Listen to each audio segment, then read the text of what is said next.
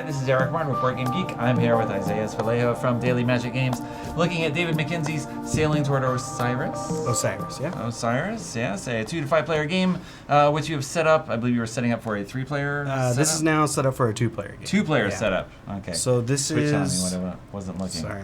Ah, well. Okay. So it's a worker placement game, and what you have is behind your screen, you have your workers and your resources that you're collecting. And the unique thing about this game is that when you put a worker, you're putting it in between 2 areas, and you're going to grab all of those resources. Okay. So players just take one action out of a list of things that they can do.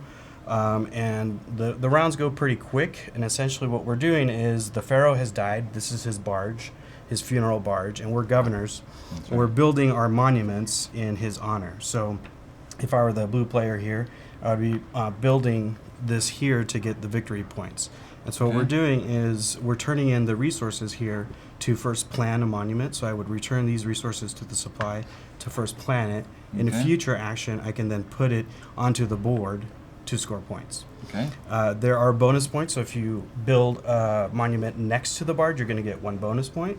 At the end of the game, there are bonus points. Let's say you have 3 adjacent of your monuments, and you get bonus points for that.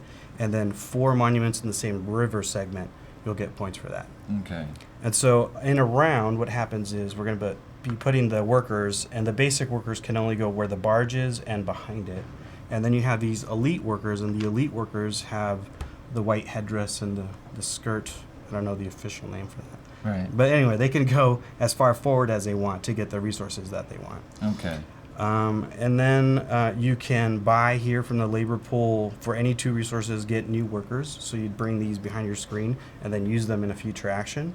Okay. You can trade resources here. So if I were to pay a stone, I would get 2 wheat from the supply, right? And then here is the first person who passes going to get a benefit. So they would become the first player. They would pick one of these things, and then they would get those resources, and then they'd be out of the round for the rest of the round there. Okay. So what ends a round?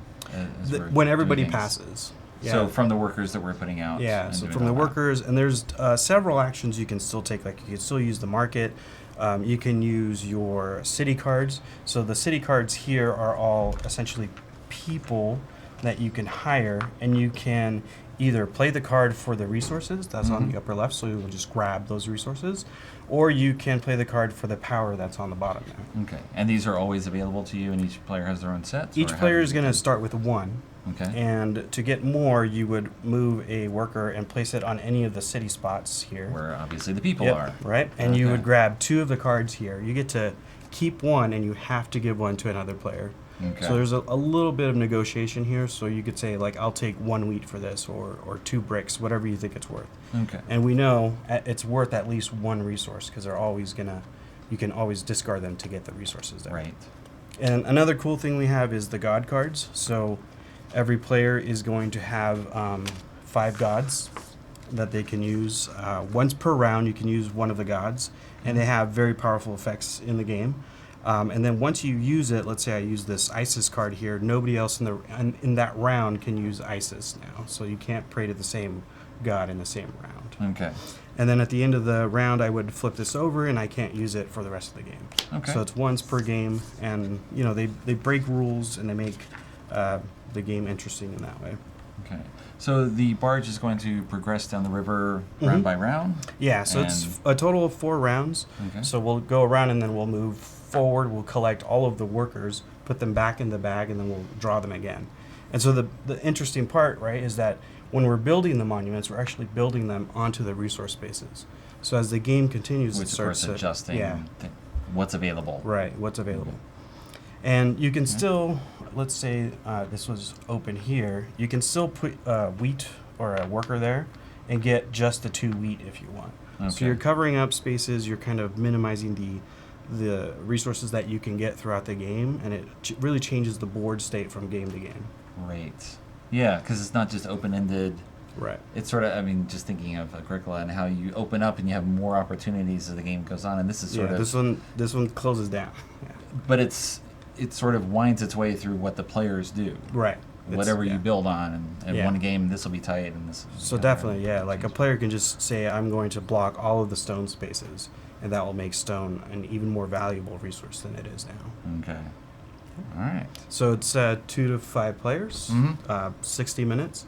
So it's a short game for kind of a Euro style game, and that's what we were Does aiming it for. change dramatically with different player counts, or is it just more competition for the? So the same way we spot? do it is that there's specific spots where we put in a different colored monument to fill in spots. So the competition is still there for a 2-player game. So in a 2-player game, this many monuments would be out. Right. So they'd be covering certain parts of the board to kind of narrow down the choices that you can have.